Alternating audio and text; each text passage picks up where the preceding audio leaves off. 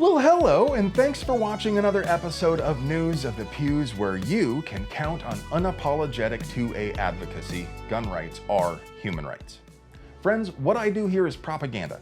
It is biased information presented with the intent to persuade, and for that reason, I've been chewing on this whole national permitless carry thing for a while now. The problem is, I try to stay focused narrowly on gun rights and keep my own personal opinions and other politics out of the show. But hey, it's my party and I'll cry if I want to.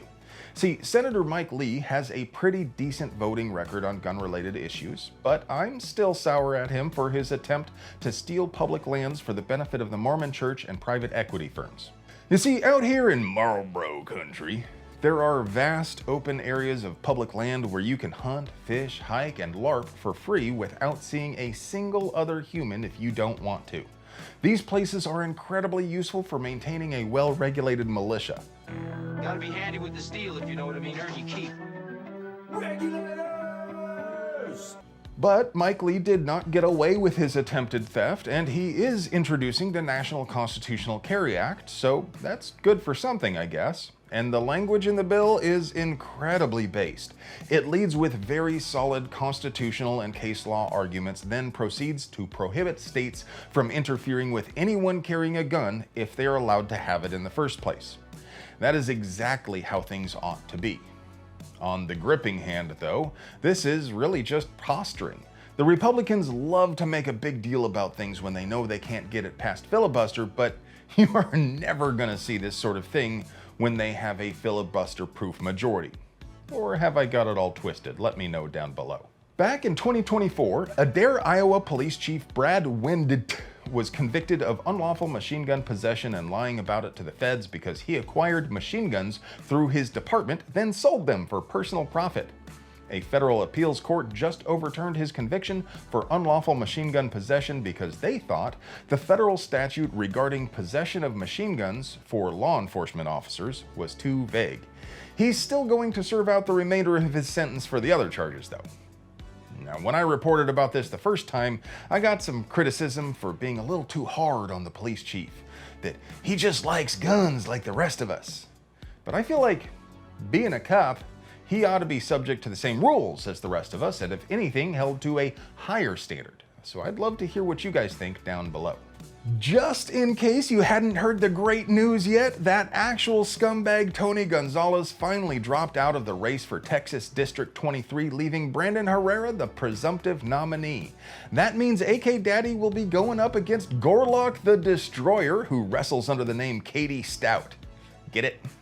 Because of her stout frame and her fondness for caloric ales. Clever, I know. While Stout may seem like an easy opponent because of her glacial speed, her reach is respectable and her grip strength is phenomenal.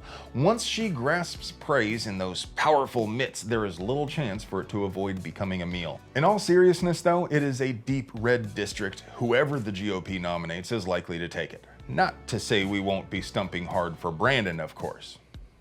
Can we get an obligatory "let's go Brandon"?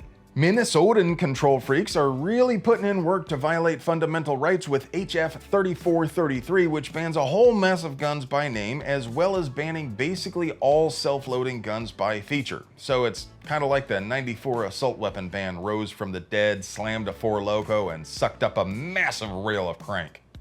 As these sorts of bans always do, it leaves a sort of grandfather clause for current owners.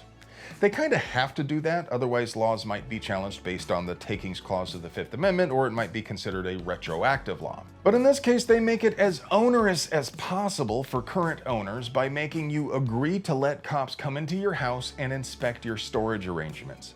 It places absolutely zero restrictions on when and how this is done, presumably allowing for even surprise inspections.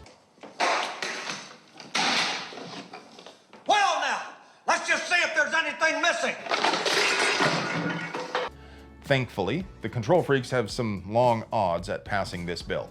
They would need at least one Republican vote in the Senate, and while the blue team technically has the votes in the House, rural Democrats know gun control is a loser political issue.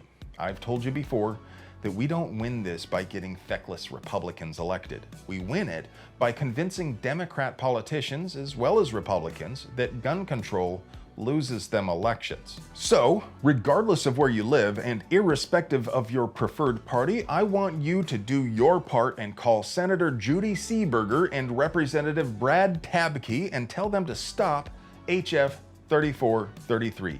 Tell them it is an overly restrictive bill which bans many common guns, inevitably making criminals of many of their constituents without their knowledge. Gun control has always targeted the lower classes and disproportionately impacts minorities at an astounding rate, with blacks and Latinos accounting for 96% of gun possession charges in New York City. Tell them regular working folks who don't follow politics would have no idea that perfectly normal rifles and pistols are suddenly felonies. And finally, some of you asked me what I think about the father of a shooter getting convicted of second-degree murder. I think it is proper and just. I mean, maybe murder is a bit much, but I 100% believe you are responsible for securing your guns and you are responsible for what your children do. What that father did was profoundly negligent. He is a terrible father and a terrible person. But don't hold your breath waiting for the parents of ghetto blasters to be held accountable either. Maybe I'm out of line, but I think anytime a minor who lives in your home does something heinous, that's partly your responsibility. What do you guys think? I would love to hear your take. Comment below. But hey, it would be impossible for us to produce quality 2A propaganda like this without you. So, if you are in a comfortable place in life, please help us stay in a comfortable place in life by contributing to our tip jars down there in the doobly-doo, by joining this channel, by clicking on Super Thanks down there in the bottom right of this video, or by buying one of these sick t-shirts for just 15 bucks. If you're not in a comfortable place though, remember, you don't owe us a thing. Please enjoy this 2A propaganda at the price of free 99 and continue to pray for us. Well, folks, rounds complete on 2, but before I go, your moment of completion. I love you.